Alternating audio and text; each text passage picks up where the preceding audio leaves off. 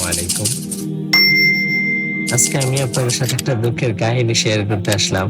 মানে ভালো লাগতেছিল না, ভাবলাম আপনাদের সাথে একটু শেয়ার করি।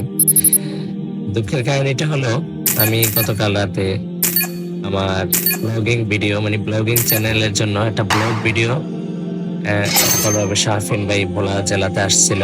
তো ওই ভিডিওটা আর কি এডিট করলাম। এডিট করার পরে অনেকক্ষণ সময় নিছি, নেওয়ার পরে মানে যে ভয়েস অ্যাড করব, তো ভয়েস অ্যাড করার জন্য আপনার সঠিক সময় পাইতেছিলাম না। মানে চারিদিকে মানুষ এখনো হাঁটাচলা করতেছে, গাড়ি ঘোড়া যাচ্ছে, আর আমি যেহেতু রাস্তার পাশেই থাকি, এই জন্য মানে আমার রুমে খুব নয়েজ আসে, অনেক সাউন্ড আসে। এই জন্য আমি অপেক্ষা করতেছিলাম যে রাত গভীর হলে তারপর আমি ভয়েস দিব। তো রাত গভীরের অপেক্ষায় আমি ভিডিওটা এক্সপোর্ট করি নাই, ভিডিওটা ওইভাবেই রেখে দিয়েছি।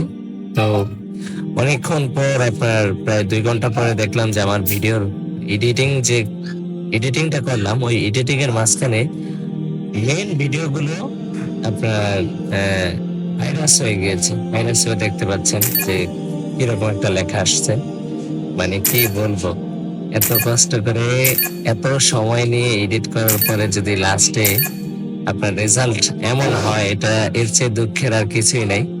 যারা কন্টেন্ট ক্রিয়েট করে তারা জানে যে একটা ভিডিও এডিট করার জন্য কত কষ্ট। আমার ভিডিওতে তেমন কিছু অ্যাড করা নেই, তারপরেও মানে অনেক অনেক কষ্ট করছি আমি। এখন যারা আরো কষ্ট করে, মানে তারা ভিডিওতে আরো কিছু অ্যাড করে, তাদের তো অনেক কষ্ট হয়।